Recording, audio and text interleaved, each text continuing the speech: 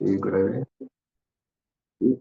Читанием обиштам, скатитам ей на бутыле, своего покадамания, дайте спам подантикам. Пантикал потрудишься, крипа синдубе эльбича, патитанам паванибью, вайшнавибью.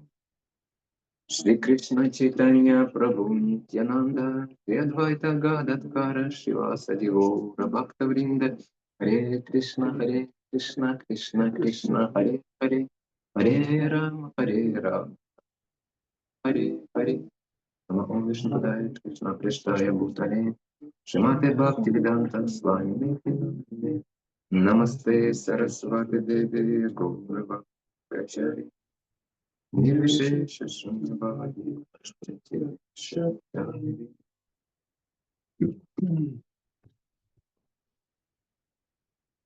просто преданно опоздали, потому что мы изучали очень важную часть вайшнавской культуры.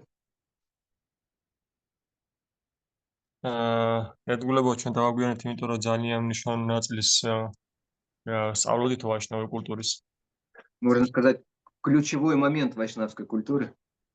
შეიძლება ითქვას, რომ ესეთი ყველაზე მნიშვნელოვანი ესეთი გადამწყვეტი მომენტი ვაიშნავური კულტურის. Мы учились готовить чапати. ჩვენ სწავლობდით ჩაპატების კეთებას. Потому что если вы не умеете готовить чапати, как вы будете служить чистым преданным?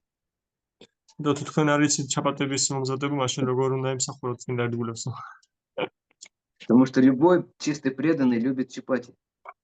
იმიტომ რომ ნებისმიერ წმინდა ერთგულს უყვარს ჩაპატები.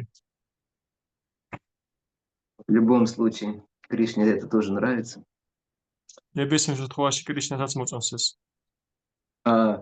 И после того, как мы поговорили о философии, და მას შემდეგ, როდესაც ჩვენ ვისაუბრეთ ფილოსოფიაზე, о чистом преданном служении, წმინდა ერთგულმსახურებაზე, о Вселенной, о Вайкунтхах, о Галоке, სამყაროზე, ვაიკუნთაზე, გოლოკაზე, о Кришна преме, კრიშნა პრემაზე, о расах, რასებზე, об отношениях с духовным учителем.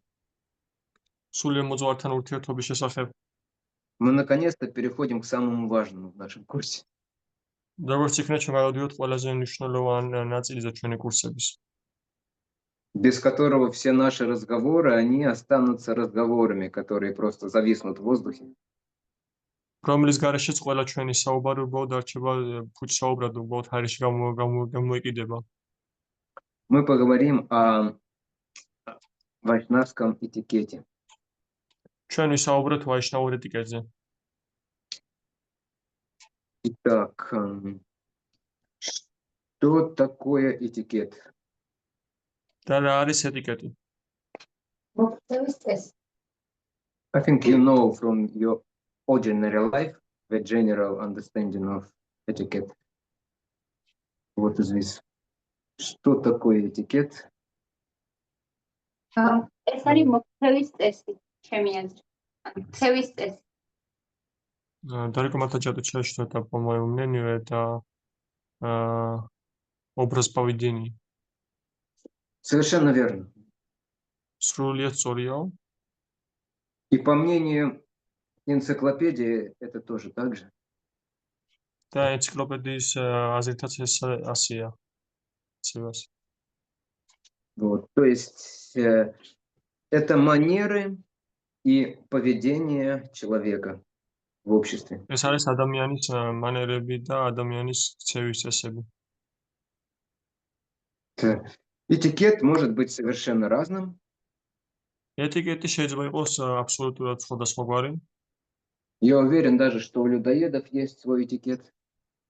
მე დარწმუნებული ვარ, რომ კაცჭამებსაც კი აქვთ თავისი ეტიკეტი. У ребят с наколками, которые сидят на нарах на зоне, тоже есть свой этикет.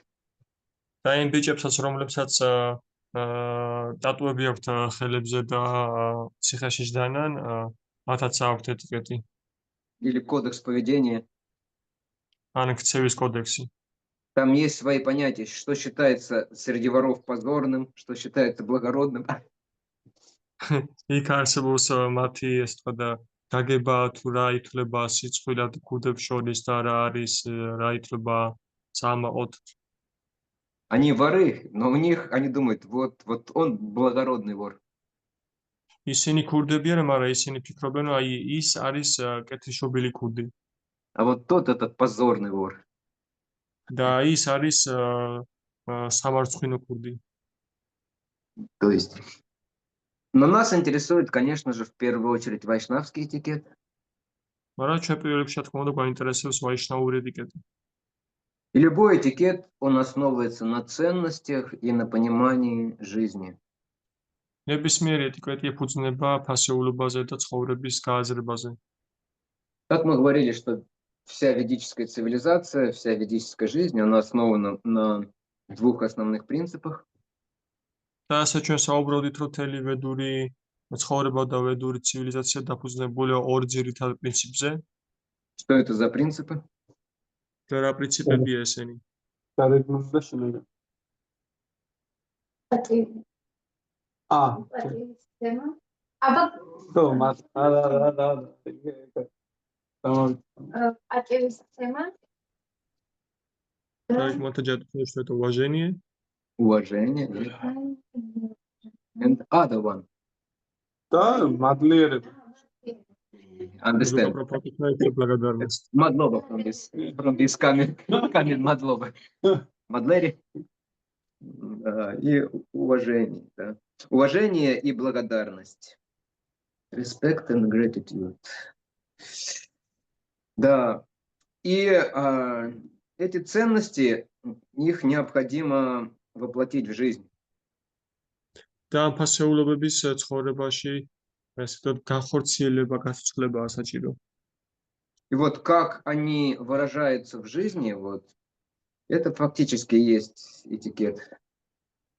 და როგორც გამოიხატება ეს რეალურ ცხოვრებაში, ეს არის პრაქტიკულად ეტიკეტი. То есть этикет — это выражение определенных ценностей и понимание жизни, понимание мира в практической жизни. ანუ ეტიკეტი არის პრაქტიკული, ასე ვთქვათ, გამოვლინება და გაგება ცხოვრების აზრის.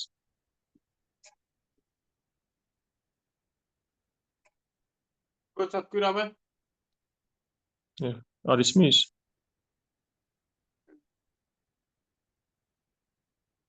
რიბო This mobile doesn't behave properly. Yeah. No, it's behaved properly, but someone was calling me. Acha.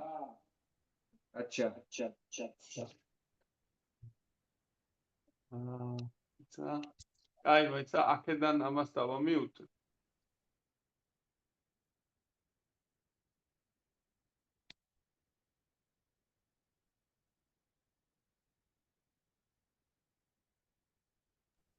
Yeah, that's Харе Кришна. Харе Кришна. Нормально все? ლუკა ცუდად ისმის, плохо слышно.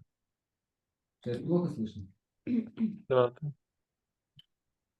Он переключился.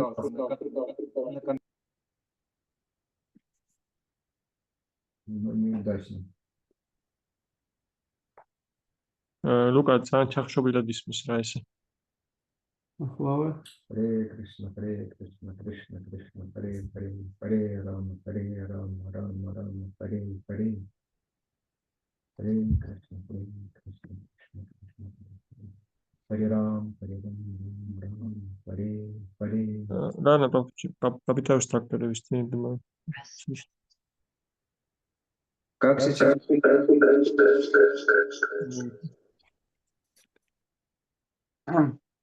Никого. Сейчас слышно меня? Да, сейчас нормально. Все, слава Богу. Вот. Слава всем святым. Так. Почему поведение важно? რატომ არის მნიშვნელოვანი ქცევა?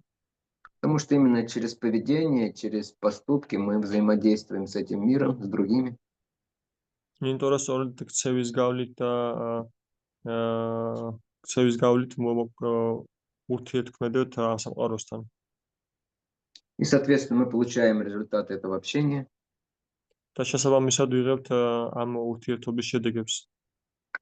И предназначение вайшнавского этикета для того, чтобы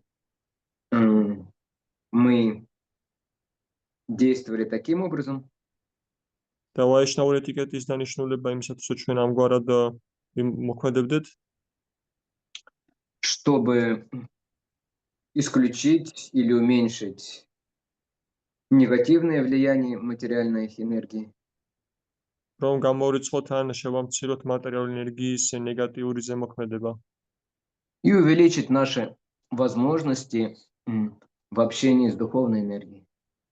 და გავაზარდოთ ჩვენი შესაძლებლობა სულიერ ენერგიასთან ურთიერთობის. То есть вот для этого предназначены эти правила, და ამისთვის არის განკუთვნილი ეს წესები. потому что мы знаем, что даже общаясь с преданными, мы можем получать совершенно разные результаты. იმიტომ რომ ჩვენ ვიცით, რომ თუნდაც ერთგულებთან ურთიერთობის დროს ჩვენ ვიღებთ სხვადასხვა შედეგებს. Благодаря общению с преданными можно очень сильно возвыситься и очиститься. ერთგულებთან ურთიერთობის წყალობით ჩვენ შესაძლებელი ხდება ჩვენთვის ძალიან ძლიერ განვიწმინდოთ და აუმაღლდეთ.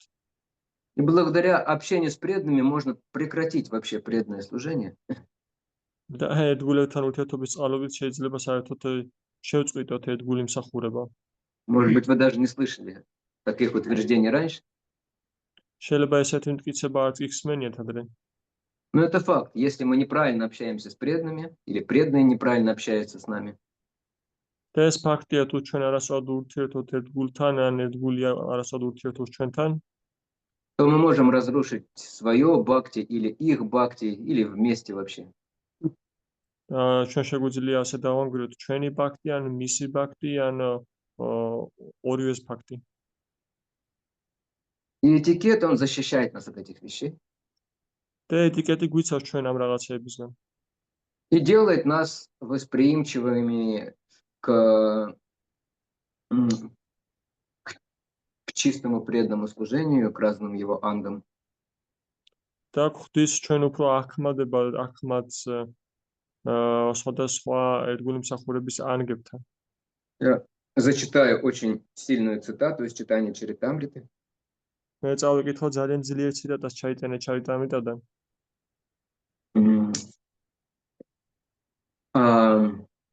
Так, 2 секунды. Сейчас здесь на английском. Отличительной чертой преданного является соблюдение и защита вайшнавского этикета. ერთგულის გამოსხავებელ ნიშანს წარმოადგენს ვაიშნაური ეტიკეტის მიყოლა. Поддержание вайшнавского этикета – это украшение преданного. ვაიშნაური ეტიკეტის მიყოლა და განხორციელება ცხოვრებაში ეს არის ერთგულის სამკაული. Соблюдая этикет, вы приносите мне удовлетворение. Это Господь Читание говорит. ერთგულეს, ეტიკეტის დაცვით თქვენ მე ყოფილებას მგურით, ამას უფალი ჩაიტანია ამბობს. И кто, как не ты, может показать пример для всех остальных? და ვინ შენს გარდა, ვის შეუძლია შენ გარდა, რომ უჩვენოს მაგალითი ყველა დანარჩენს. Это обращение не ко мне, не к Луке и даже не к Дарике. ეს მიმართ არ არის არც ჩემს მიმართ, არც ლუკას მიმართ, არც დარიკოს მიმართაც კი. Эти слова обращены к Санатане Госвами. ეს სიტყვები მიმართულია სანატანა გოსვამისკენ. Следующая цитата из Хари Бхакти Виласы, теперь уже самого Санатана Госвами. შემდეგი ციტატა არის ჰარი ბაქტა ვილასადან, უკვე თავად სანატანა გოსვამის სიტყვები. Ничто не может быть успешным без садачара. ვერაფერი ვერ იქნება წარმატებული სადაჩარას გარეშე. Садачар – это есть вайшнавский этикет. სადაჩარა ეს არის სწორედ ვაიშნაური ეტიკეტი. Любая деятельность должна совершаться в правильном настроении. ნებისმიერი ქმედება უნდა ხორციელდებოდეს სწორ განწყობაში. Сердце святого свободно от всех нечистот или загрязнений. წმინდანის გული თავისუფალია ყველა სახის სიბინძურისგან. Поэтому образ действия святого является надлежащим стандартом поведения, известным как садачар. ამიტომაც წმინდანის გარეგნული ქცევა იერი არის ესე ვთქვათ სახე სადაჩარის. То есть здесь буквально в двух словах объясняется, как объяснить, что такое вайшнавский этикет простым языком для простых людей. აქ პრაქტიკულად ორ სიტყვაში იხსნება თუ რა არის ვაიშნაური ეტიკეტი, რას ამოადგენს. Как бы вы для совершенно такого простого, не очень умного человека объяснили, что такое вайшнавское поведение? და როგორ შეძლებდით, როგორ აუხსნით თქვენ ჩვეულებრივ არც თუ ისე ჭკვიან ადამიანს თუ რა არის ვაიშნაური ეტიკეტი? Непростой вопрос, на самом деле. სინამდვილეში ეს არ არის უბრალო კითხვა. Он с подвохом. ოთარი პრაფ.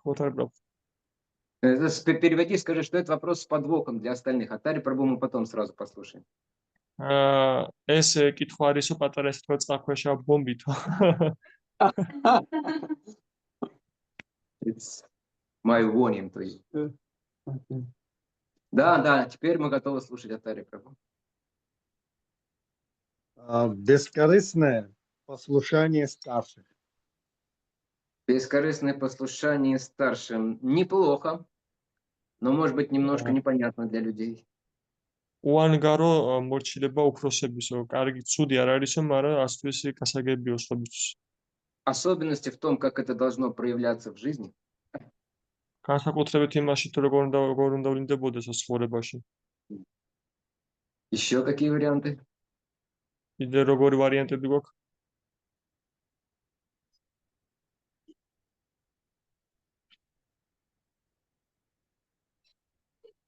Можно? Very practical. The answer must be very practical. Можно? Да, очень, да. Наверное, я объясню так, что это является защитой, и это является настройкой, чтобы быть восприимчивыми к духовной науке. Все совершенно правильно, но с практической точки зрения почти совершенно бесполезно. It's completely right, but from the practical point of view, also completely useless. Yeah, but what he said. What did you say? Хочешь на грузинском повтори, да? Слушай. მე ვთქვი, რომ მე შეაუხსნით, რომ ეს არის დაცვა და ეს არის მექანიზმი, თუ როგორ შეიძლება გახდე სულიერი მეცნიერების მიმართ ახმადი. У нас в ИСККОН очень много совершенно правильных, отличных выражений и тезисов, которые ни о чем не говорят на практике. ჩვენთან ისკაში ძალიან ბევრი სწორი და საინტერესო ახსნები არის, გამოთქმები, მაგრამ რომელიც საერთოდ არაფერს არ ამბობსო. Если я скажу вам, например, вы должны безоговорочно предаться Кришне там, или духовному учителю. თუ თქვენ გეტყვით, რომ თქვენ უსიტყვოდ უნდა მიენდოთ მოძღვარს და კრიშნას, არის მოგუსიშოთ. ანუ მე თუ ამას გეტყვით, რომ მთლიანად მიენდეთო კრიშნას და როგორ გამოავლენდითო ამას, ხო ვერ გაიგებდითო რაზე იყო საუბარი. გასაგებ. გოჩა შეიძლება მე ვთქვა? ეს მეკითხე. Can I say? ანუ ეტიკეტი, ვაიშნაური ეტიკეტი ეს არის ესე რა ვთქვათ, გაწონასწორებული ქცევა, რომელიც უფროსების მიმართ პატივისცემაში გამოიხატება. No. Tarikos უნდა. არ თარგმნო? არა. მე ვფიქრობ, რომ ეს თვითონ სამკაულია, რადგან თარგმნე რომ მე ვერ დამეწერე. Так, Матади говорит, что я думаю, что это является украшением. ის გამოხატავს, ანუ ჩვენი ქცევით ხო გამოიხატება ჩვენი ფიქრი, ჩვენი შინაგანი ბუნება. შესაბამისად გამოხატავს თუ როგორ არის ეს ცოდნა ჩვენში გამყარებული. Наши действия же проявляют нашу внутреннее настроение, и таким образом соблюдение вайшнавской этикета выражает насколько это знание укрепились у нас внутри. Yeah, it's correctly, but useless. It seems that all of you are too intelligent. Sometimes we need to become more simple. Кажется, что вы все слишком умны, иногда нам нужно быть попроще. მე ჩვენება თქვენ ძალიან ჭკვიანები ხართ, მაგრამ ხანდახან უბრალოდ უნდა იყოთ. На самом деле, ответ содержится в последней цитате, которую я читал вам. სინამდვილეში პასუხი არის ბოლო ციტატაში, რომელსაც Я бы თქვენ сказал так. გკითხულობ. Если ко мне подошел мужик и спросил, а как вот преданные себя ведут, что такое этикет, მე ესეთ პასუხს ავცადე, თუ ვინმე მოვიდოდაო ჩემთან და მეკითხებოდაო, რომ რა არის ეტიკეტი, ერთგულები როგორ იქცევიანო. я бы сказал, мужик, смотри, вот Дайнанда Махараджи, вот делай как он. მეტყოდი, რომ აი შეხედე დაიანდა მაჰარაჯი და გააკეთე ისე, როგორც საკეთოს ყველაფერს. А если это женщина, я бы сказал, послушайте, дама, вот Рада Бава, смотрите на нее, и вы всему научитесь, и все поймете. და თუ ეს ქალი იქნება, მაშინ მეტყოდი შეხედეთ ქალბატონო, დაიდი უყურეთ მათაჯიო, დააკვირდით მასაო და ყველაფერს ასწავლეთ მისგანო. И еще об одну вещь я добавил. А вот это вот Акшаджа, вот так не делайте, как он делает. Переводи. და კიდე დავამატებდიო, რომ აგი შეხედე აქ შეჭრაფუ და ისე გავაკეთე როგორც საკეთებსო. Look at him and never do like him. You shouldn't do like him. Таким образом вы будете следовать вайшнавскому этикету. ამგვარად თქვენ გაყვებით ვაიშნავ ეტიკეტს. То есть, на самом деле, откуда берется вайшнавский этикет? და სინამდვილეში საიდან მოდის ვაიშნავ ეტიკეტი? Это естественное поведение чистого преданного. ეს არის წმინდა ერთგულის ბუნებრივი ქცევა. Но поскольку мы не чистые, не кристально чистые преданные, და იქნე გამომდინარე, რომ ჩვენ არ ვართ კრისტალურად წმინდა ერთგულები. для нас это не всегда естественно. ჩვენთვის ეს არ არის ყოველთვის ბუნებრივი. Поэтому для нас это принимает форму правил, которым мы стараемся следовать. და ამიტომაც ეს ჩვენთვის იღებს წესების ფორმას, რომელსაც ვცდილობთ რომ გავყვეთ. Вот и все. სულ ეს არის. Вот откуда берется этикет. აი საიდან მოდის ეტიკეტი. Это не то, что Санатана Госвами там сел, начал думку думать долго, голову чесать. ეს ისე არ არის, რომ სანატანა გოსვამი დაჯდა დიდი ხანი და თავსი ფხანდა და დიდხანს ფიქრობდა. И написал нам руководство по вайшнавскому этикету через 2 года. და დაწერა ხელმძღვანელობა ვაიშნავ ეტიკეტზე. Нет, он естественно написал естественные вещи. Как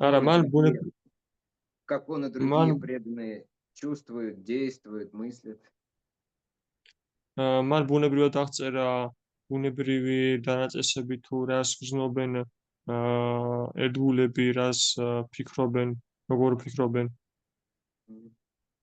И одно заблуждение, которое часто встречается у преданных начинающих, და ერთი ესე თქვა და ილუზია, რომელიც ხშირად გვხვდება დამწყებ ერთგულებში.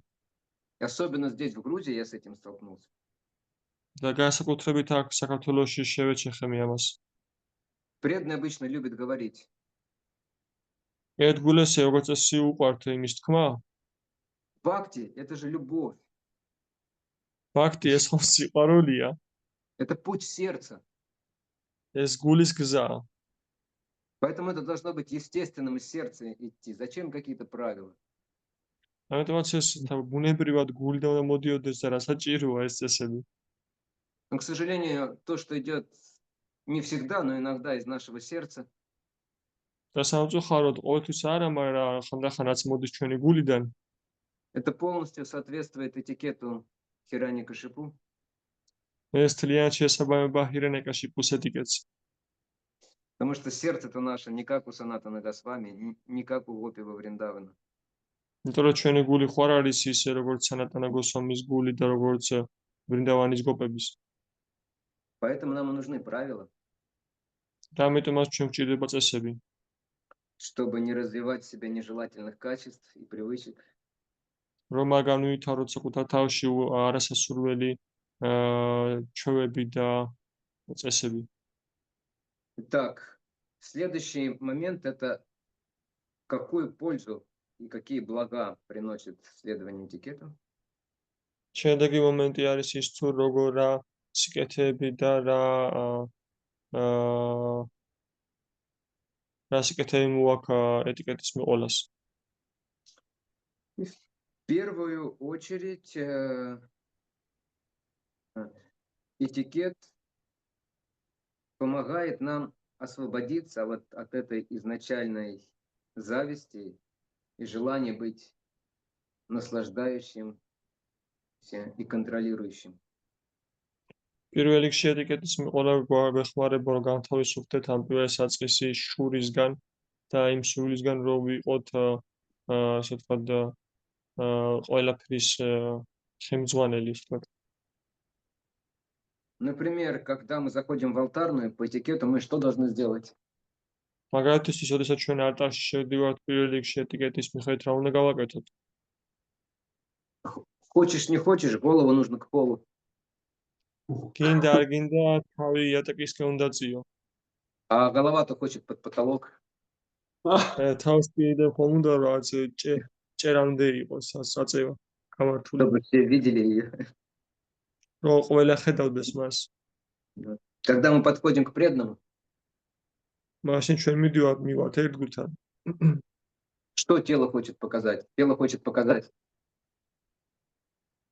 რა უნდა რომ სხეულს გვაჩვენოს? სხეულს უნდა რომ აჩვენოს ხებს. А нам говорят, вот так не надо, надо вот так. Вот так не надо. Вот так. ესე საჭირო არ არის, აი ესეა საჭირო. И потихонечку мы вживаемся в эту роль слуги. და ნენელა ჩვენ სახლდებით ამ მსახურის როლში. И в конце концов это для нас становится более естественно. და ბოლოს ეს შეიძლება ჩვენთვის უფრო ბუნებრივი. Или как есть такая пословица в Искон. ან როგორც ისკონში არის ესეთი გამოთქვა. Наш путь такой: сначала мы кланяемся, а потом мы становимся смиренными. ჩვენი გზა ასეთია, რომ ჯერ ჩვენი ქედს ვიხდით და მერე ხვდებით თავდაბლები. Наоборот, вот не работает. პირიქით არ მუშაობს. Никогда не станем смиренными, если не будем кланяться. ვერასდროს ვერ გავხდებით თავდაბლები თუ არ დავიწყოთ ქედის მოხრას. Если не будем учиться прославлять преданных თუ არ ვისწავლით ერთგულების განდიდებას и служить преданным. და ერთგულების მსახურებას. Это первое. Этикет помогает нам очистить. Ну да, это то же самое фактически. Помогает нам очистить сердце и сознание от всего нежелательного. და ეტიკეტი გვეხმარება რომ გავწმინდოთ ჩვენი გული ყველაფერი არასასურველისგან. Следующее, это то, что вот Дарика говорила, этикет – это украшение вайшнава. შემდეგი არის ის, რაც დარიკა ამბობდა, რომ ეტიკეტი არის ვაიშნავის სამკაული. То есть вайшнавы украшают не его одежды, не то, что он рисует себе или одевает на себя, а его поведение, его поступки.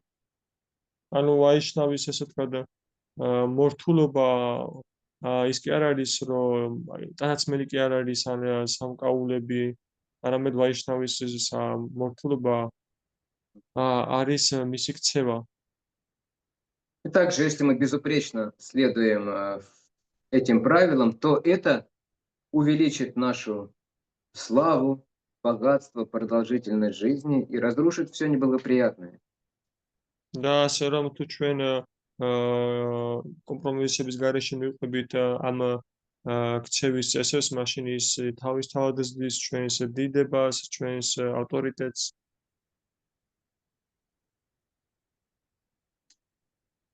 И также этикет он показывает, примерно можно сказать, на каком уровне находится преданный, наблюдает за его поведением. და ასევე ეტიკეტმა შეიძლება გვიჩვენოს თუ რა დონე მიახლოებით რა დონეზე ყოფება ერთგული თუ ვაკვირდებით მის ქცევას.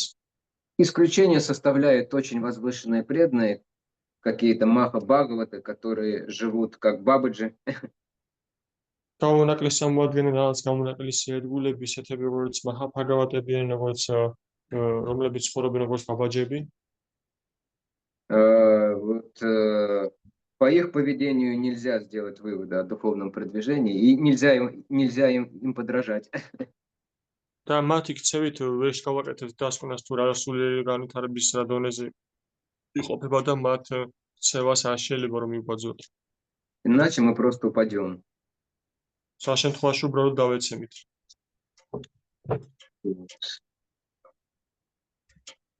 Итак. Дальше. Сейчас, дальше, наверное, какие-то можно обсудить основные правила этикета. შემდეგ ჩვენ შეგვიძლია განვიხილოთ ძირითადი წესები. Так, наше поведение в основном проявляется через речь, через поступки. ჩვენი ქცევა ძირითადად გამოვლინდება ჩვენი საუბრიდან და ჩვენი ქცევებიდან. Также через наши эмоции. და ასევე ჩვენი ემოციების გავლით. И этикет, он как раз охватывает все эти три сферы. და ეტიკეტი სწორედ მოიცავს სამ სფეროს, ყველა სამ სფეროს. Одним из наиболее важных моментов является выражение почтения, принесение поклонов. ერთ-ერთი მეტად მნიშვნელოვანი მომენტი არის პატივისცემის გამოხატვა ქედის მოხრა. Это на уровне тела. ეს ხეულის დონეზე.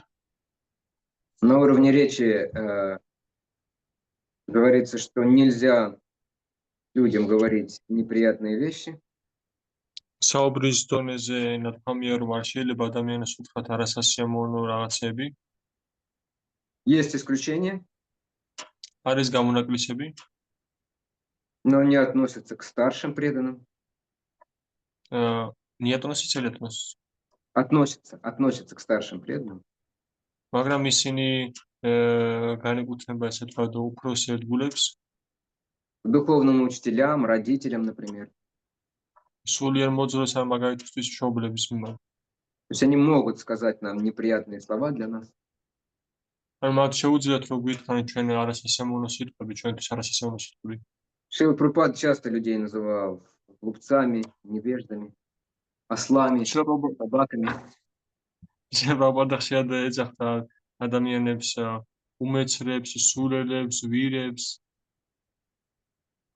Да.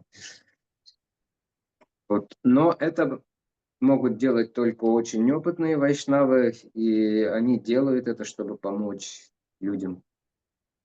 მაგრამ ამის გაკეთება შეუძლიათ მხოლოდ ძალიან გამოცდილ ვაიშნავებს და აკეთებენ ამას იმისათვის, რომ დაეხმარონ ადამიანებს. Ради блага детей родители могут иногда наказывать их. ბავშვების სიკეთისთვის შორის შეუძლიათ თავისი შვილები ხანდახან დასაჯონ. И ребенку это точно не понравится. და ბავშვს ნამდვილად არ მოეწონება. Но родители все равно, любящие и мудрые родители, будут это делать иногда. მაგრამ მოსიყვარული და ბრძენი მშობლები მაინც გააკეთებენ ამას ხანდახან. И, как правило, это редко бывает. და როგორც წესი ეს იშვიათად ხდება. Потому что нет смысла человека постоянно ругать и наказывать. თუ აზრი არ აქვს რომ მუდმივად დასაჯო და ეჭხუბო ადამიანს. Если ты кого-то постоянно ругаешь и наказываешь, это означает, что ничего не меняется. თუ შენ ადამიანს ვიღაცას მუდმივად ეჭხუბები და სჭი, ეს მას ნიშნავს რომ არაფერი არ იცვლება. Поэтому лучше не тратить свою энергию. ამიტომაც უკეთესი იქნება რომ არ დახარჯო საკუთარი ენერგია. Оставить его на попечении Дурги Деви. დაუტოვეთ ის დურგა დევის სხვა და ფარველობაში. То есть, как говорится, если мы не учимся от учителей и родителей, то жизнь будет преподавать нам уроки. ანუ როგორც ნათქვამია, რომ თუ ჩვენ არ ვსწავლობთ მასწავლებლებისგან, მშობლებისგან, მაშინ ცხოვრება გვასწავლის ჩვენ. И это будут тяжелые уроки. და ეს იქნება მძიმე გაკვეთილები. Также одно из важных правил, то есть никогда не лгать. Да? და ასევე ძალიან მნიშვნელოვანი წესი არის, რომ არასდროს არ მოვიტყუოთ. Об этом мы уже говорили с вами достаточно, с примерами. დამაზე უკვე საუბრები იყო და საკმარისად მოვიყვანეთ მაგალითები. Следующий важный принцип, опять же, не говорить плохо о других. შემდეგი მნიშვნელოვანი პრინციპი არის, რომ არ ვისაუბროთ სხვებზე ცუდად. Вот. И стараться не видеть недостатки, а видеть хорошее в других. და შეეცადო რომ არ დაინახო ნაკლოვანება სხვებში და დაინახო კარგი მხარეები. Это уже относится к этикету на уровне ума, да, то есть какие правила для ума есть. ეს უკვე განეკუთვნება ეტიკეტს ჭკუის დონეზე თუ რა წესები აქვს ჭკუას. Одно очень важное правило, ერთი ძალიან მნიშვნელოვანი წესი, которое вы, когда я зашел после прошлой встречи, нарушали,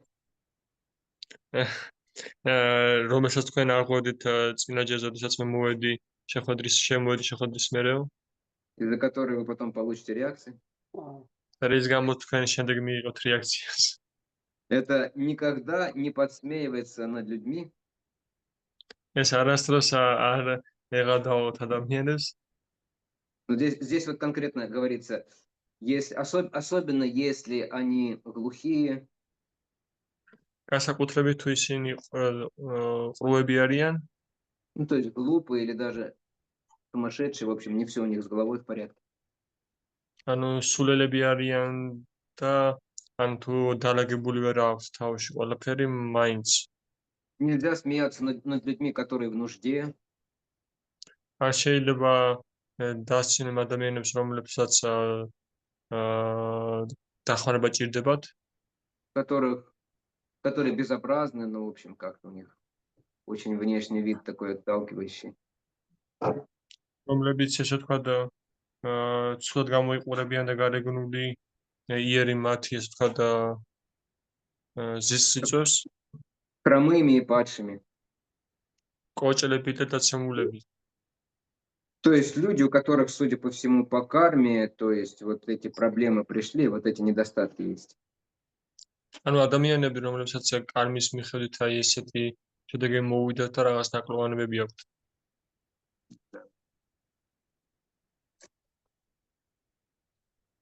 Это вот.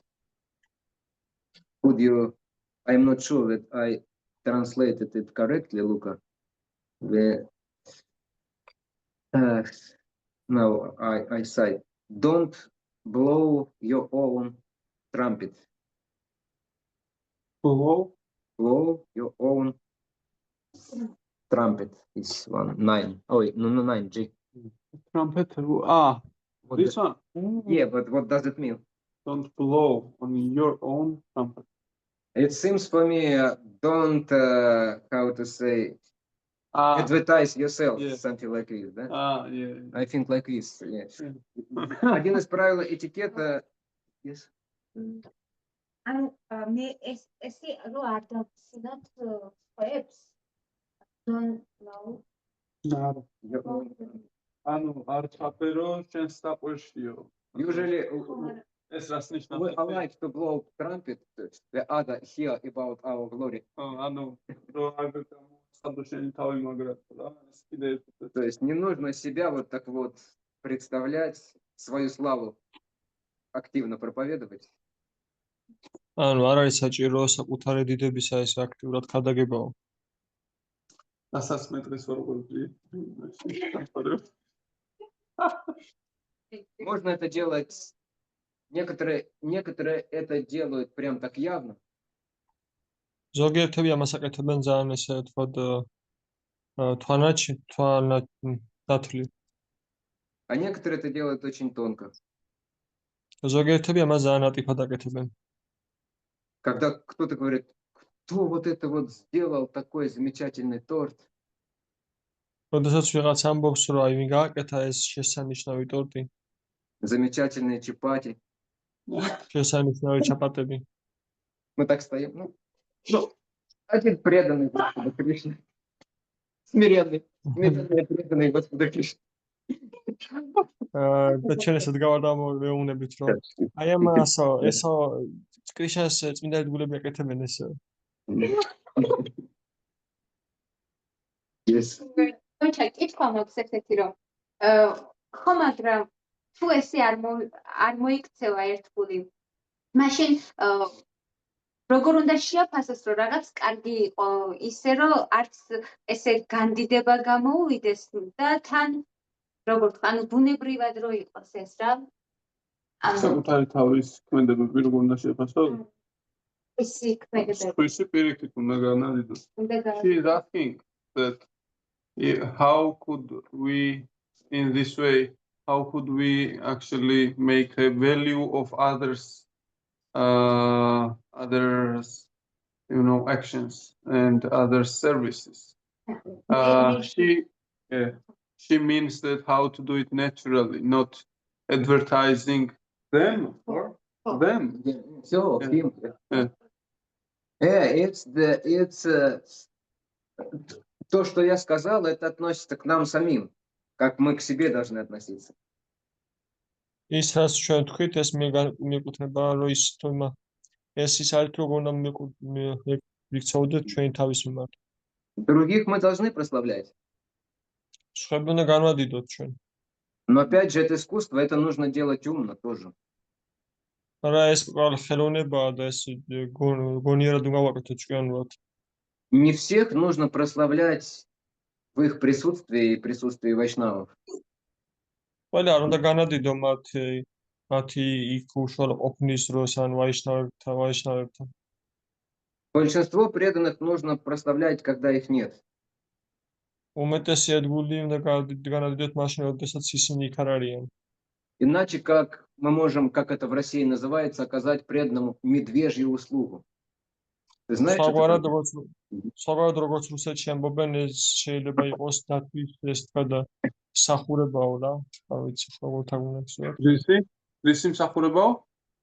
დათვის რა, ნუ უკუღმა ის გამოვიდეს რა. დათვური სამსახური. ო, დათვური. Да, то есть, потому что человек из-за этого может начать гордиться. Мы можем добавить дровишек в огонь гордости преданного. იმიტომ რომ ადამიანმა შეიძლება ამის გამო უფრო გაამაყდეს, ანუ შეშა დაუმატოთ ადამიანის სიამაყის ცეცხლს. Но если у человека огонь гордости внутри потух, მაგრამ თუ ადამიანს სიამაყის შინაგანი ცეცხლი ჩაუქრა, то можно сколько угодно прославлять его при всех и при нем. მაშინ ამდენი წინათ იმდენი შეგიძლიათ განადიდოთ სხვების თანდასწრებით და მისი უშუალო ყოფნის დროს. Как нам пример во время Вьясапуджи духовного учителя. როგორც ჩვენ შემთხვევაში მაგალითი ვიასაპუჯას სულემოწმის ვიასაპუჯის დროს. Там такое прославление, поклонение идет. იქ ისეთი განდიდება და თაყვანისა მიდის. Но обычно вайшнав в таком случае, он внутри себя просто смеется. და როგორც წესი ვაიშნავის შინაგანად უბრალოდ იცინის ხოლმე. Он думает, Кришна, ты что, издеваешься, что ли, надо мной? ის ფიქრობს კრიშნა შენ რა დამცინი მე? Я такой дятел или носорог. მე ესეთი ისავარო მარტო რქასავი თვარო ესეო რა. А меня тут прославляют как белого лебедя. და მე განმადიდებენ როგორც თეთრგედს. Но поскольку это мое служение, ладно, я потерплю. მე იქნა გამოდინა რომ ეს ჩემი მსახურება კარგი მე მოვითმენ. То есть, и на самом деле прославляют не меня, а прославляют моего духовного учителя. Прославляют Парампуру. და სინამდვილეში მე კი გამოდიდებენ, არამედ ჩემს სულემოწმეს განადიდებენ და პარამპარას. То есть в этом случае нет проблем. ანუ ამ შემთხვევაში არ არის პრობლემა.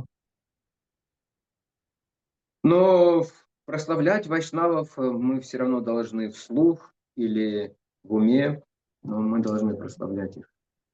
მაგრამ ვაიშნავი მაინც უნდა განვადიდოთ ჭკუაში და სიტყვიერად. Например, мы говорили, когда обсуждали 3 уровня преданных, помните?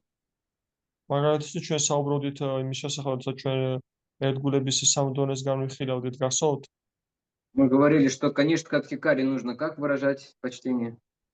ჩვენ ვამბობდით თუ კანიშთათი კარის როგორ უნდა В уме. კანიშთათი კარის მიმართ როგორ უნდა გამოავლინოთ პატივისცემა. Иначе он Ой. просто будет раздуваться от гордости, от собственной значимости. ჭკუაში უნდა განვადიდოთ, იმიტომ რომ სხვა შემთხვევაში ის უბრალოდ გაბერვას დაიწყებს თავისი, ასე ვთქვათ, მაღალ ძალიან მნიშვნელოვანი პიროვნება და გასკლესო. Следующее важное правило касается общения. შემდეგი მნიშვნელოვანი წესი არის, რომელიც ეხება ურთიერთობას. Вот. Не стоит развивать близкую дружбу с людьми, არ ღირს განავითარო ახლო ურთიერთობა ადამიანებთან,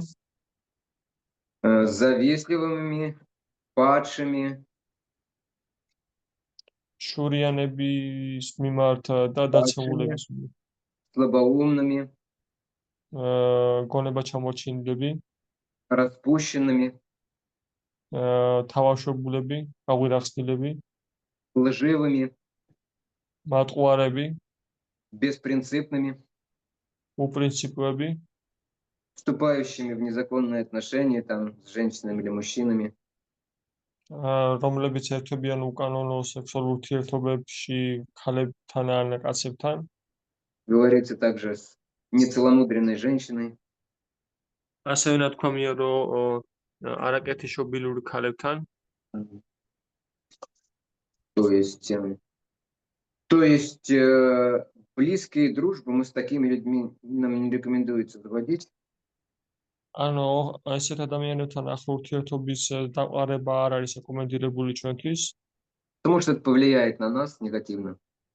იმიტომ რომ ეს იმოქმედებს ჩვენზე ნეგატიურად. Также говорится, как себя вести, если нас оскорбляют.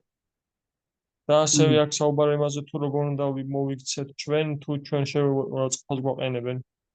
Может, вы с этим еще не сталкивались, но, к сожалению, в какой-то момент это произойдет. შეიძლება ჯერ არ I'm sorry very much to say you this. But at some point of time you met such situation. Что нужно делать, как вы думаете? რა უნდა მოვიმექონდოთ, როგორ ფიქრობთ თქვენ? Далеко матаджи отвечает, что, по моему мнению, мы должны терпеть. Терпеть. Не совсем. Традესაც არაო. მე ვიცი აი დევარატა პრაბუს პასუხი იყო ეგეთი. ჩვენ ერთხელ ვკითხეთ დევარატა პრაბუს გახსოვს უკ? Это деварата прабу один раз я с Лукой, с Лукой спрашивал ему. და ესეთი სამი მეთოდი. ანუ დაუყოვნებლივ უნდა განვირო. ექსპერტს როცა შევეცდები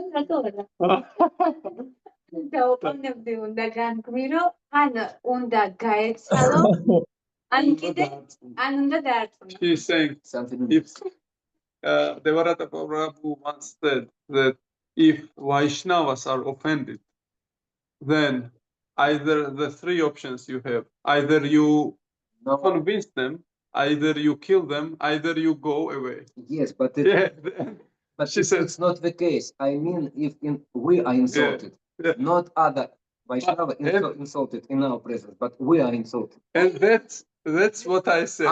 And then she said, why not in this way also? I am Vaishnava. Yeah. It's the first reaction. But at least to give a good punch. По крайней мере, либо в пятак дать, либо сказать что-нибудь оскорбительно нужно, да? чтобы он не оскорблял Вайшнава или Вайшнави. როგორც მინიმუმ პაჩონა მოატყათო ან ისო ან შეურაცხყოფ პასუხად როგორ შეგაბედო ვაიშნავი შეურაცხყოფო. I can say. Yes. გოჩა, მე ვიცი აქ შეჯაბრაფუსგან თვითონ რომ თავი არასდროს არ უნდა გაიმართლო.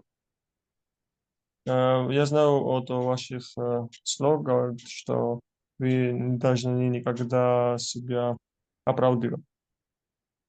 Yes. Because if we will do it, we make it even worse situation. Да, потому что если мы будем оправдывать, мы только хуже ситуацию. То есть оправдание значит, что действительно что-то у меня не так, и я оправдываюсь. ანუ თავი არ უნდა გაიმართლოთ, იმიტომ რომ გამართლება, თავის მართლება ნიშნავს, რომ რაღაცა მათ არასწორად გავაკეთებო. И это означает, что, по крайней мере, что ложное эго точно есть, если я оправдываюсь. ეს ნიშნავს იმას, რომ როგორც მინიმუმ სრულ ეგო მართლა არსებობს, რომ ეს სწორი ვარ. Но на самом деле, правильно, что нужно сделать, нужно просто спокойно, молча оставить это место. სინამდვილეში რაც უნდა გავაკეთოთ, უბრალოდ ჭუმად წნარად ეს ადგილი დავტოვოთ. Как это сделала Видура? როგორც ეს გააკეთა ვიდურამ. Когда Дурьёдхана в присутствии Дритараштры и других начал его поносить, როდესაც დურიოთანამ დრიტარაშტრას და სხვებთან დასწრებით მისი კრიტიკა დაიწყო. он просто поставил свой лук у дверей и сказал, я пошел. მან უბრალოდ კარებთან დატოვა თავისი მშვიდი და უთქვა, რომ წავედიო. Да, то есть и много других случаев, как вайшнавы поступают так же, когда оскорбление касается их самих. და სხვა მრავალი მაგალითი გვაქვს, როდესაც ვაიშნავები ამგვარად იქცევიან ეს, როდესაც ეს შეურაცხყოფები ეხება პირადად მათ. Потому что если мы будем пытаться как-то защищаться, оправдываться, это нас приведет на тот же уровень, на котором эти оскорбления произносятся. იმიტომ რომ თუ ჩვენ შევეცდებით თავის დაცვას რაღაცნაირად პასუხის გაცემას, ეს იმას ნიშნავს, რომ ჩვენ თავად მივართ იმ მდგომარეობაში, რასაც ეხება ეს შეურაცხყოფები. То есть по-другому на уровень ложника или ложного эго. სხვაგვარად ვთქვათ, სრულ ეგოს დონეზე. Так. But But, can I say? yes, very important but. Yes. Yes, but. Sai Maharaj like this example. He usually introduced this example how we react on such things. When spiritual, especially when spiritual master gave some serious instruction, which we doesn't like to accept, we yes, Guru Maharaj, yes, but. Да, yes. ესა რა ქვია, ანუ გოჩა, აი ეს ყველაფერი მესმის, აი როდესაც უფროსი მაკრიტიკებს, მაშინ ზუსტად ეგრე ვიქცევი, მაგრამ აი რა უნდა ვქნათ, როდესაც ანუ იგივე უნდა გავაგრძელოთ, როდესაც ან უმცროსი გვაკრიტიკებს ის, ვინც ჩვენზე უმცროსია. ნუ ან თანატოლთან ალბათ ეგრე უნდა მოვიქცეთ. თანატოლთან მისთანაც ხუმრობა გვაქვს, აი მეგობრობა გაკავშირებს. Что касается того момента, что понятно, что когда старший говорит, критикует меня, говорит, да понятно, что так надо действовать, но если это касается, что если младший говорит, критикует, или равный, понятно, что можно говорить вот так тоже себя вести, но вот когда младший, как тогда говорить? I mean that who is very dear to us. That's how to say, if someone is my friend, Yeah. and I have very intimate. Yes. It's not the case because it is said about insult. If it is your friend, he may criticize it, but it will not be insult. Insult. Yeah. Insult means internal, very bad mood, usually based on envy. And if somebody has strong envy to you, he cannot be your friend. Yeah. And I mean, okay, and maybe what about criticism in this way? Criticism and insult, it's not the same. Yeah. We have a special discussion about how to criticize and who can criticize in future. Okay. ანუ გოჩა I will say in Georgian. გოჩა, ანუ მე შევეკითხე და მიპასუხა რომ შენ ყურადღება გაამახვილეო იმენა გაკრიტიკებაზეო და არა შეურაცხყოფაზეო და შეურაცხყოფა სხვა არის და გაკრიტიკება სხვა არის და ჩვენ ვიტყვით ამას მომავალში რა სხვაობაა და რა როგორ კეთდებაო ზოგადად მეგობრებთან კლუბთან თუ სხვა. Соответственно, следующий принцип — это когда критикуют, что мы должны защищать вайшнавов, когда кто-то их оскорбляет или нападает на них как-то. შემდეგი დონეა, შემდეგი დონეა, ოდესაც ვიღაცა ვაიშნავებს შეურაცხყოფს ან აკრიტიკებს, როგორ უნდა მოვიქცეთ. Тут мы не должны просто молчать, да. Но если мы ничего не можем сделать, то да, только в этом случае советуется оставить это место, чтобы не быть причастным к этому оскорблению.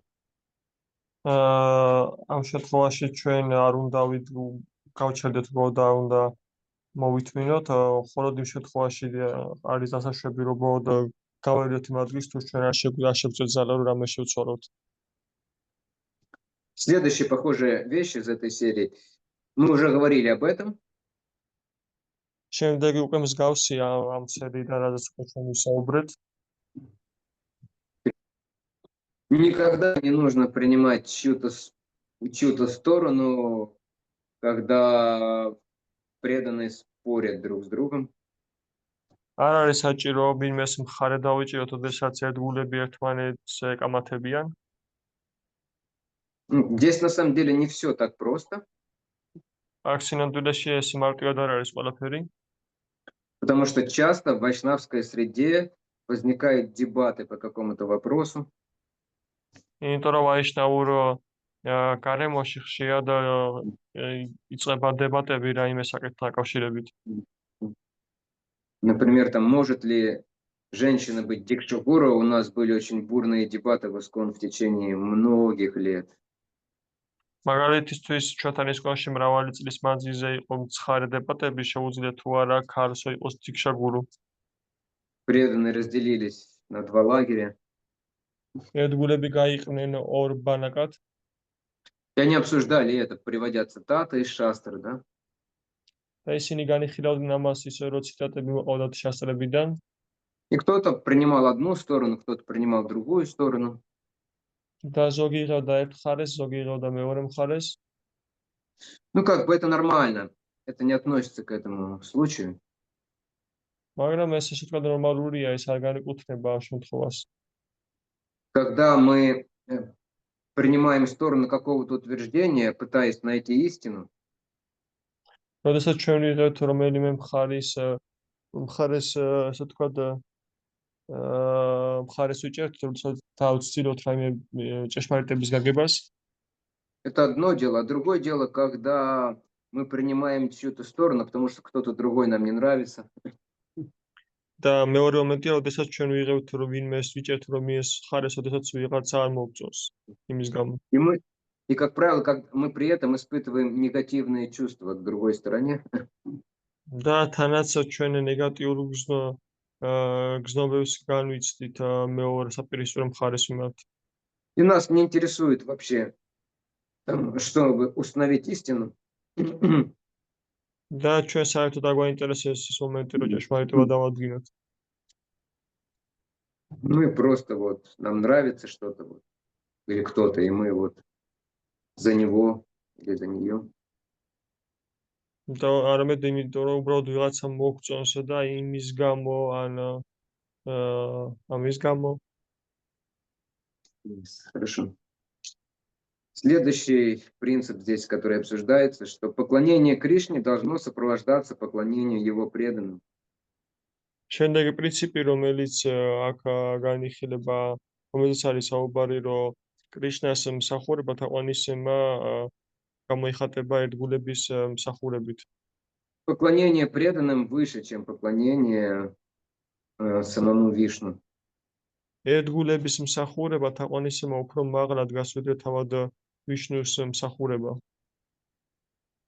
Тоже важный принцип вайшнавского этикета, то есть мы не поклоняемся только одному Кришне, пренебрегая всеми остальными. ეს ასევე მნიშვნელოვანი მომენტია, რომელიც ვაიშნავ ეტიკეტში არის მოცემული, ჩვენ არ ვემსახურებით კრიშნას ისე რომ ყველას ვაიგნორებთ. Более того, нам советуют в первую очередь поклоняться преданным, და უფრო მეტის ჩვენ ჩავაგვეძლევა რომ პირველ რიგში ერთგულეს ვემსახუროთ, по многим причинам, конечно. მრავალი მიზეზის გამო, რა თქმა უნდა. Главное из которых, что Кришне больше нравится, когда его преданным поклоняется, чем ему самому. რომელთაგან ყველაზე მნიშვნელოვანი პრინციპი არის, რომ კრიშნას უფრო მეტ მოწონს ის, რომ როდესაც ერთგულეს ემსახურებიან და არას თავად მას. Следующий принцип. Поскольку мы слуги, поэтому мы обращаемся к другим, как к Прабху, господину. და შემდეგი პრინციპი არის იქიდან გამომდინარე, რომ ჩვენ მსახურები ვართ, ჩვენ სხვებს მიმართავთ როგორც პრაფუს, როგორც ბატონს. Но важно это слово еще Прабху сказать правильно. და ასევე მნიშვნელოვანი რომ სიტყვა ეს პრაფუ სწორად თქვათ. Потому что иногда там, например, Матаджи может встретить, сказать, этот вот Прабху, ამიტომ შეიძლება მათი ვინმე მათი შეხვდეს და ეს и Прабху, ეს პრაფუ и сразу все понятно становится. და ყველაფერი გასაგები ხდება ეგრევე. Относится ли к нему как к господину или по-другому. რომ ეპრობიან მას როგორც ბატონს თუ სხვაგვარად. Ну, соответственно, к женщинам обращаются, используя слово матаджи, да? და შესაბამისად მათაჯები ქალებს მიმართავენ მათაჯის როგორც მათაჯებს. То же самое, что матаджи. იგივეა რომ აი მათაჯია. То есть это явно видно сразу какое-то пренебрежение, насмешка. ეგრევე თვალსაჩინოა რაღაც უარყოფა და დაცინვა. Или да, это матаджи. და კიდე აი ეს მათაჯი. Чего от них ждать? რა უნდა ელოდო მათგან? რას ელოდო Нет, მათგან? внутри должно быть тоже правильно все. Не только на словах, на языке, но и в уме должно быть правильное отношение. შინაგანადაც სწორი დამოკიდებულება მქონდეს არა მარტო სიტყვებზე, მარტო სიტყვებით კი არა. Следующий принцип. Не нужно занимать своих духовных братьев и сестер в служении себе. შემდეგი პრინციპი არის არ არის საჭირო საკუთარი სულიერი ძმებისა დების საკუთარი თავის მსახურებას ჩაყენება. Иначе произойдет падение. სხვა შემთხვევაში მოხდება დაცემა. Там бывает исключение. არის Бывает გამონაკლისები. Особенно, когда духовный учитель говорит какому-то своему ученику, служи вот этому ученику, принимая его как старшего, как гуру. განსაკუთრებით მაშინ, როდესაც სულიერ მოძღვარი გვაძლევს უშუალო ხელმძღვანელობას, რომ ემსახურე აი ამ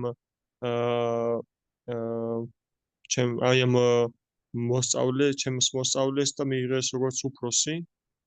Когда Ишвара Пури готовился уйти из этого мира, он двух своих личных слуг,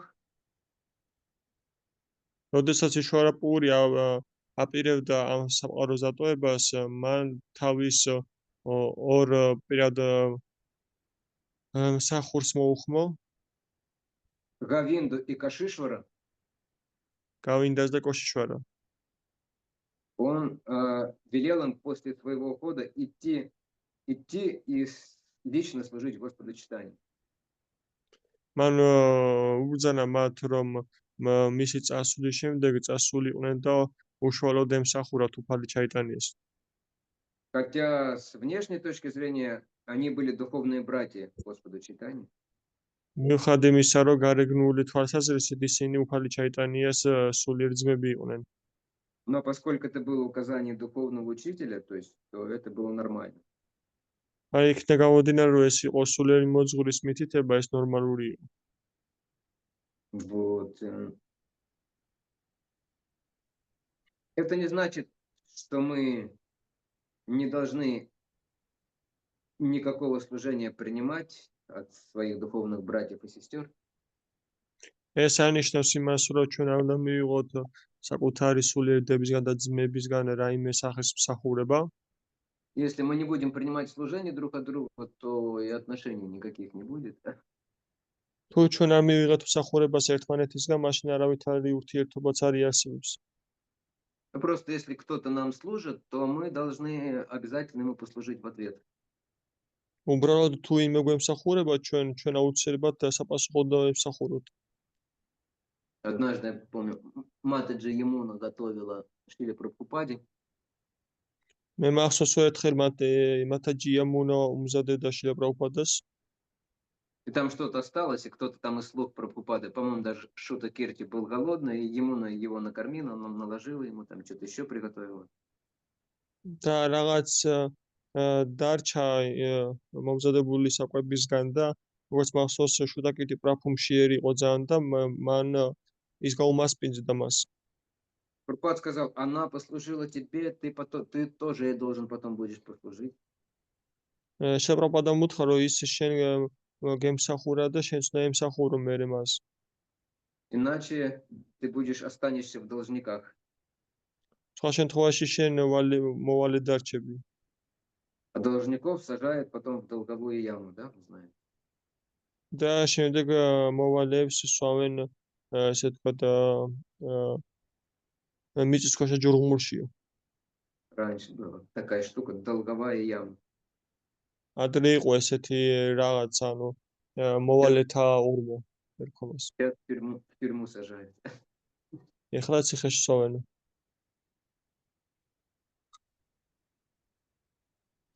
Так, хорошо.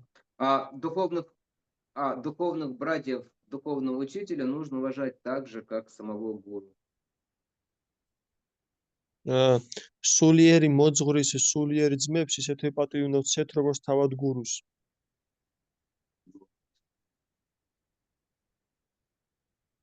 И последнее здесь наставление. Преданный всегда ищет возможности оказать почтение другим. და შემდეგი აქ წერია, რომ ერთგული ყოველთვის ეძებს შესაძლებლობას, რომ პატივისცემა გამოხატოს სხვების მიმართ. То есть настоящий преданный. ანუ ნამდვილი ჭეშმარიტი ერთგული. Это не так, что кто-то из старших преданных идет, ეს ასე არ არის, რომ ვიღაც უფროსი ერთგულებიდან ვიღაც მოდის, мы так заметили его, так скажем, дальним зрением своим. ჩვენ ესე თქვა და შევამჩნიეთ ჩვენი შორეული მზერით. И так быстро заходим в алтарную, чтобы не кланяться ему. და ისე სწრაფად შევდივართ არტაში, რომ ქედი არ მოუხაროთ მათ. А в алтарной можно не кланяться, потому что есть такое правило этикета, перед открытыми божествами никому нельзя кланяться. და არტაში შეიძლება რომ ქედი არ მოუხარო, იმიტომ არის ესეთი ეტიკეტი, რომ როცა ღვთაებები ღია, მაშინ არ შეიძლება სხვების თაყვანისცემა. Если вы заметили, мы Туласи Пуджу всегда проводим при закрытых шторках. თუ თქვენ შეამჩნევთ, ჩვენ ტულასი პუჯას ყოველთვის ვატარებთ დახურული ფარდებით. Потому что в присутствии Господа нельзя никому поклоняться другому. იმიტომ რომ უფლის ყოფნის დროს არავის ქედის მოხრა არ შეიძლება. Бат. Матаджи. Я даже знаю, о чем пойдет речь. I know what are you going to speak about. Okay, yes. So, what is the answer? Вот. ანუ, კოჩა, რათა ფავა მატაჯიმ, ჩვენ მოგცა კონკრეტული მითითება, რომ როდესაც ალტარში შევდივართ, ჯერ შრილა პრაბჰუპადას წინაშე ვიხრით ქედს და შემდეგ вихрит кец. Это нападение дала непосредственно такое указание, что когда мы уже заходим в алтарь, сначала должны взять поклон Шриле Прабхупаде, а потом божествам. Есть один из вариантов поведения в алтарной такой, да? არის ერთ-ერთი ვარიანტი алтарში ქცევის წესებიდან. В этом случае мы, когда кланяемся Шриле Прабхупаде, на самом деле мы просим разрешения его предстать перед божествами. ამ შემთხვევაში, როდესაც ჩვენ შეპროპაგას წინაშე ვიხრით ქეთს, სინამდვილეში ჩვენ მას ვთხოვთ ნებართვას, რომ წაგვადგინოს ღვთაებების წინაშე. То есть не то, что мы ему там отдельно поклоняемся, мы просим этим своим поклоном, мы говорим, Шилапрапада, можно я вот божествам поклонюсь? Потому что только по вашей милости я могу им поклониться. როდესაც ჩვენ შეპროპაგას ქეთს უხრით, ჩვენ ესეთი განწყობით უხრით მას ქეთს, რომ შეიძლება შეპროპაგა ღვთაების ქედი მოუხარო, იმიტომ რომ მხოლოდ შენი ნებართვით არის ამის გაკეთება შესაძლებელი. Если вы немножко наблюдательны и наблюдаете, как пуджари проводят пуджу на алтаре, და თქვენ თუ ცოტაოდენ დაკვირებული ხართ და აკვირდებით თუ როგორ ატარებს პუჯარი პუჯას არტარზე, ну, скорее всего, на это внимание не обращаете, დიდი საბათობით თქვენ ამას ყოდობას არ აქცევთ, потому что вы только на божества смотрите. თქვენ მხოლოდ ღვთაების უყურებთ. У пуджари на столике или рядом стоит маленькая фотография его гуру. ამ დროს პუჯარის გვერდით არტარზე ან სავარძელზე უდგას მისი გურუს გამოსახულება. И прежде чем что-то предлагать Господу, он делает Да, такой еле заметный жест, он показывает эту вещь духовному учителю. ის ესეთ ნაკლებად შესამჩნევი რამეს აკეთებს, რომ ამ რაღაცას რაც თავაზობს, უფალს ჯერ თავის სულიერ მოძღვარს აჩვენებს. Он не предлагает это духовному учителю, он просто показывает, тем самым спрашивая разрешение. Гуру Махарадж, пожалуйста, передайте мое служение божествам, служение, которое я сейчас буду совершать, пожалуйста, передайте его по парампаре. ის არის თავაზობს თავის სულიერ მოძღვარს, ის უჩვენებს მას და სწავს, რომ გთხოვს ჩემო სულიერ მოძღვარო, მომეცით ნებართვა, რომ შეთავაზო უფალს ესა და ეს და პარამპარას წინაშე წავადგინო. Вот то же самое с поклоном Шрилы Прабхупады, когда мы ходим в алтарь. და სწორედ ასევია შილაპრაბჰუპადას მიმართ ქედის მოხრა, როდესაც ჩვენ არტარში შემოვდივართ. Но я ожидал услышать другой вопрос. მაგრამ მე სხვა რამეს მოველოდი. Но, похоже, все-таки зря я сказал, что вы очень умные. მაგრამ როგორც მე ტყუილად თქვიო, რომ თქვენ ძალიან ჭკვიანები ხართ. Я ожидал услышать вопрос, почему же тогда мы проводим Гуру Пуджа Шрилы Прабхупады при открытом алтаре? მოველოდებოდი კითხვას, მაშინ რატო ვატარებთ გურუ პუჯას შილაპრაბჰუპადას გურუ პუჯას, ოდესაც ღვთაებები ღია არისო. Туласи при закрытом, а Прабхупаде при открытом. ტულასი დაკეტილის დროს და პრაბჰუპადა გახსნილის დროს. Похоже, опять ущемление прав женщин. როგორც ჩანს, ისე ქალების უფლებების დაღუპვას აკადები. Сейчас об этом много говорят. It's very popular thing. ეხლა ამაზე ბევრ საუბრობენ ეხლა. We all have equal rights. And Tulasi is much. Prabhupada is a man. Why such discrimination? Again. Дискриминация опять, да, и здесь женщин притесняют.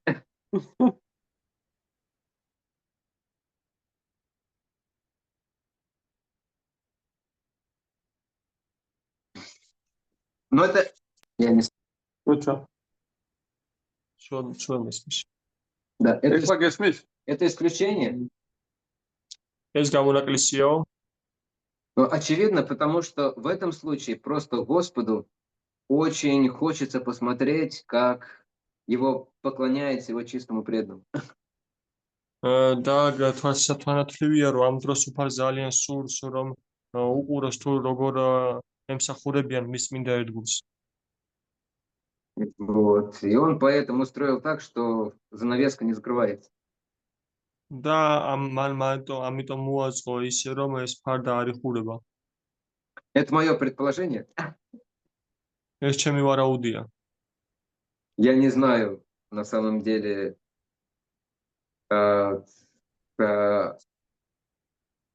главную причину вот этого, почему так делается.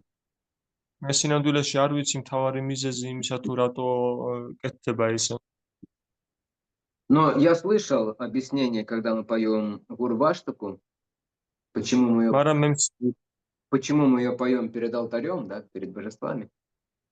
მაგრამ მე მსმენია ახსნა თუ როდესაც ჩვენ მღერით გურუაშტაკას თუ რატო მღერით алтаრის წინ. Вот ачари наши, так сказать, объясняют, что просто Господу нравится, когда прославляет его чистого преданного. აჩარები ჩვენ გვიხსნიან უბრალოდ უფალს მოწონს, როდესაც განადიდებენ მის წმინდა ერთგულებს. Но в любом случае принцип такой, что мы никого не прославляем отдельно и не поклоняемся в присутствии более старших, да, по отношению к ним. მაგრამ პრინციპი ესეთია, რომ ჩვენ არავის არ გვანადიდებთ უფროსების თანადასწრების დროს. Хорошо. Можно вопрос? Не ту стол. Да. Теперь вопросы. Вот этот принцип, как, так сказать, воплотить в жизнь, к примеру, разговариваем с старшим и пытаемся представить младшего, да, когда младший нет рядом, и Я хочется не как-то, понимаю. Мгм. к примеру, к старшему мы знакомим, к примеру, младшего с другим старшим, более старшим, чем мы, да? Младшего знакомим со своим старшим, да? Да. И Мгм. как это принцип соблюдать, что в это время непосредственно старший находится там, и мы прославляем младшего. Прославляем? Да, ну и за его какое-то, может, как качество какое-то. Что Но мы показывает. не поклоняемся ему, не поднимаем его выше всех остальных и выше этого старшего. Мы просто Да. говорим, что вот хороший человек вот такой. Понятно, да. Понятно. Спасибо. На грузинском ты скажешь, может быть? კითხვა დაუსვა ესეთი, რომ როდესაც ჩვენ მაგალითისთვის წარდგენას ვაკეთებთ უმცროსის ჩვენ უფროსთან წარდგენას ვაკეთებთ რა და ჩვენ ხანდახან განვადიდებთ უმცროსს, რომ ვეუბნებით რა ესე და ესეთ გაითვისებები აქვს რა. და ამ შემთხვევაში ჩვენ ხო არ ვეთაყვანებით უმცროსო და უფრო მაღალ პოზიციაზე ხო ვაყენებთ, ვიდრე ჩვენს უფროსო რა და ამ შემთხვევაში სხვა რამეა. Можно вспомнить историю, как с Нитянандой и Джакаем Мадхаем. შეგვიძლია გავიხსენოთ ისტორია, რომელიც ნიტიანანდას და ჯაგაის და მათაის ეხება. Когда Господь Чайтанья туда прибежал в гневе, როდესაც უფალმა ჩაიტანა მირიბინა იქ განრისხებულმა, Нитянанда стал представлять их. Да они хорошие ребята на самом деле. ნიტიანანდა მაშინ მათი განდიდება დაიწყო, სამდვილეში ესენი კაი ბიჭები არიან. Джакай так вообще меня в конце защищал, когда Мадхай меня хотел еще раз ударить, он не дал ему. ჯაგაი საერთოდ ბოლოს ჩემი დაცვაც კი დაიწყო, როდესაც მათაის უნდოდა რომ კიდევ ერთხელ ჩაერთხა. То есть, ну, в любом случае, это не поклонение какое-то ритуальное, это просто представление, слова о каких-то хороших качествах. ნებისმიერ შემთხვევაში ეს არ არის რაღაც რიტუალური თაყვანისცემა, არამედ ეს არის უბრალოდ წარდგენა. Мгм.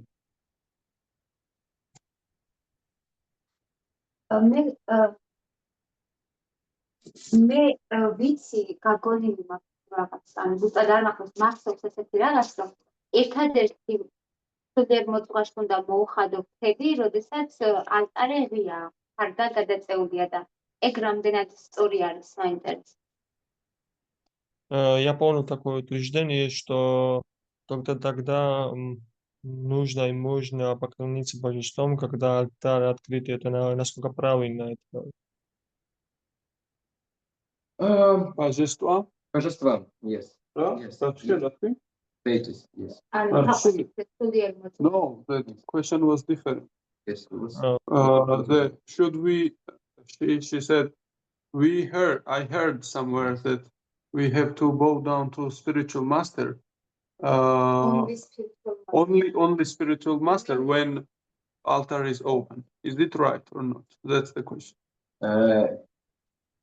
It seems to me, as far as I understand, you little bit wrongly heard. Actually, the statement like this. На самом деле, судя по всему, не совсем полностью Дарика услышала или не совсем правильно поняла. როგორც ჩანს საუდიტის აბათობით დარიკომ ბოლომდე ვერ მოისმინა, არასოდეს გაიგო. Обычно говорится, что при открытых божествах мы не кланяемся никому, кроме своего духовного учителя. როგორც წესი ნათქვამია, რომ როდესაც ღვთაებები ღია, ჩვენ არავის არ უხდით ქეთს ჩვენი სულიერი მოძღვრის გარდა. Когда духовный учитель входит в алтарную, როდესაც Божества სულიერი открыты. მოძღვარი შემოდის ალტარში და ღვთაებები გახსნილია, то мы кланяемся ему, как обычно, да? მაშინ ჩვეულებისამებრ ჩვენ ქეთს ვიხვრით მის წინაშე. На самом деле, как объясняют более опытные преданные, სინამდვილეში, როგორც ვიხსნიან უფრო გამოცდილი ერთგულები, в принципе, не стоит кланяться духовному учителю, да, когда он входит в алтарную при открытом алтаре. პრინციპში არ ღის სულიერი მოძღვრის ქედის სულიერი მოძღვრის ქედი მოუხავთ, როდესაც алтаრი ღია. Но это делается потому, что он сам кланяется, и ученик, чтобы не быть выше духовного учителя, тоже кланяется. მაგრამ ეს იმიტომ ხდება, რომ როდესაც შემოდის სულიერი მოძღვარი, ის ქეცი ხრის და იმისათვის, რომ სულიერი მოწაფე არ იყოს სულიერი მოძღვარზე უფრო მაღლა, ისაც ქედის ხრის. Потому что иначе не стоит кланяться духовному учителю физически, но нужно выразить почтение ему в уме. И это достаточно. Иначе я не понял, извините, я контекст не понял. То есть, если духовный учитель бы не кланялся в алтарной, да, то достаточно было бы выразить ему почтение в уме, не физическим поклоном, а в уме. Да. Это было бы более правильно. სხვა შემთხვევაში თუ სულიერ მოძღვარი ქეთს არ იხრის алтарში, მაშინ ჩვენთვის საკმარისი იქნებოდა, რომ ჭკუაში გამოვხატოთ და ჭკუაში მოვიხაროთ ქედი მის წინაშე. Потому что в уме это нормально. იმიტომ რომ ჭკუაში ეს ნორმალურია. Никто не может вам запретить уважать духовного учителя в уме даже перед божествами. არავის არ შეუძლია თქვენ აკრძალოს და აკრძალოთ სულიერ მოძღვრის მოძღვრის ქედი მოუხაროთ, თუნდაც ღია ღვთაებების წინაშე. Но что касается физических действий или ритуального поклонения, то вот это мы не делаем перед божествами или в присутствии более старших. რაც შეეხება ფიზიკურ მოქმედებას და ფიზიკურ აქტივობას, ჩვენ ამას არ ვაკეთებთ, როდესაც ღვთაებები ღია, ანუ როდესაც უფროსები ყოფილიან იქ. Единственное исключение, когда самые старшие говорят, делайте это. ერთადერთი გამონაკლისი არის, როდესაც ყველაზე უფროსი გვეუბნება, რომ ეს გააკეთეთ. Потому что это указание имеет приоритет, оно более важно, чем стандартное указание из этикета. იმიტომ რომ ეს მითითება უფრო ავტორიტეტული არის, ვიდრე ზოგადი დანაწესი ეტიკეტის. Если по этикету что-то не положено, но духовный учитель говорит, делай это. თუ ეტიკეტით რაღაცა არ არის მიღებული, მაგრამ სულიერი მოძღვარი გვეუბნება, რომ ეს გააკეთე, то мы должны это сделать, даже если это противоречит правилам этикета. მაშინ ჩვენ ეს უნდა გავაკეთოთ მიუხედავად იმისა, თუ მაინც ეს წინააღმდეგება ეტიკეტის წესებს. Это более высокий принцип. ეს უფრო მაღალი პრინციპია. Хорошо. Are any other questions? Есть ли еще какие-то вопросы? Гоча, შეიძლება გადათარგმნო. ანუ, როდესაც საქმე ეხება როდესაც არ ხარ ინიცირებული და არაინიცირებული ხარ და ამ დროს შემოდის შენი დამრიგებელი. ანუ ამ შემთხვევაში ესეც ისიც გურუს, ანუ მე მაგალითად მას გურუს ჭრილში განვიხილავ და ეს სწორია თუ არა? Когда обстоит так, что когда я не инициирован и заходит мой наставник, я воспринимаю его как своего гуру, когда я должен действовать, я должен кланяться или нет, правильно будет это? А куда он заходит? Outside. საჩო Not in toilet. No. Or in bathroom. In bathroom.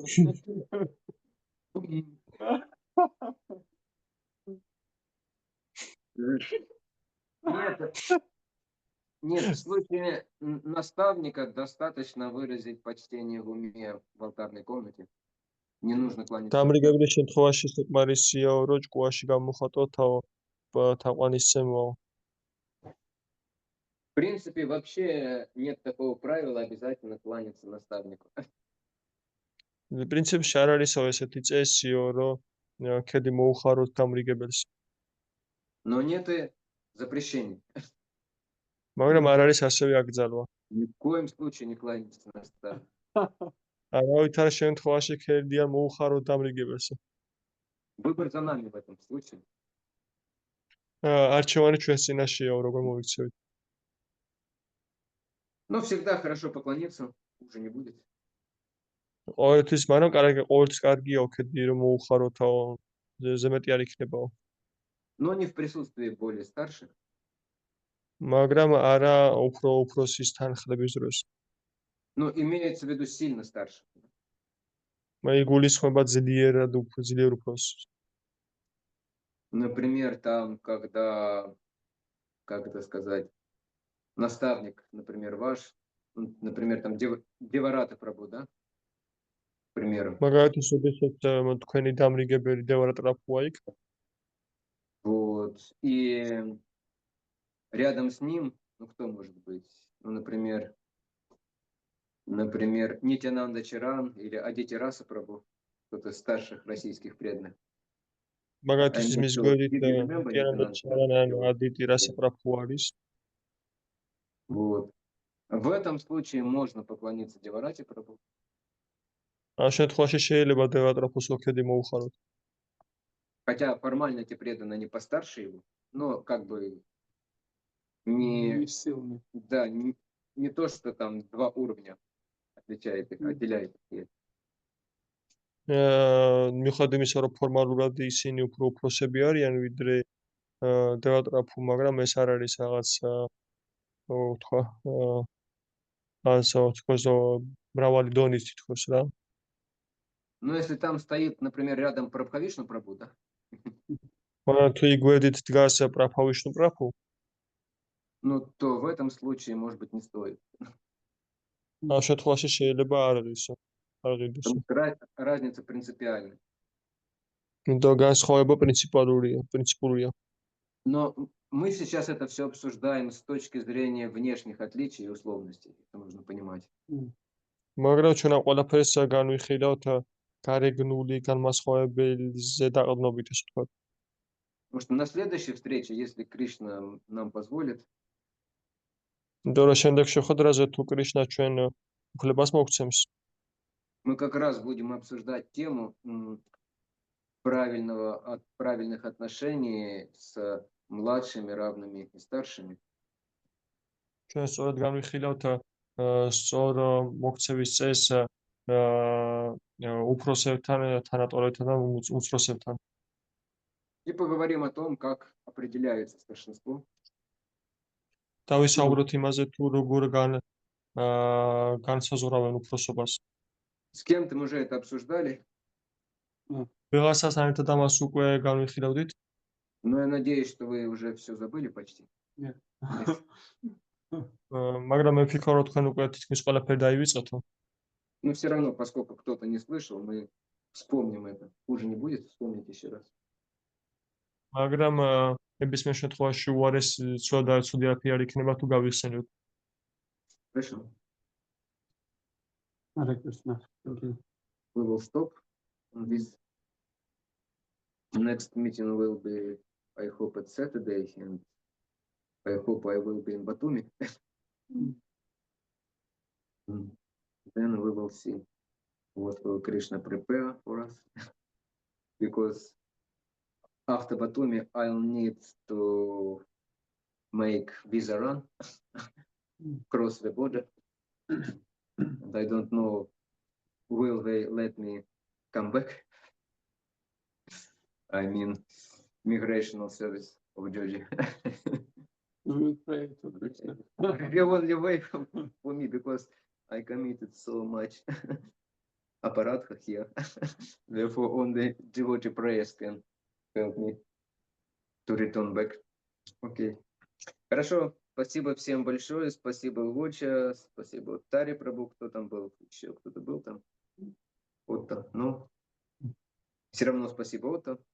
Doesn't mean was he there or not. Is a part of our team. Anyway. Харе Кришна. Шрила Прабхупада ки джай. Спасибо. Ай.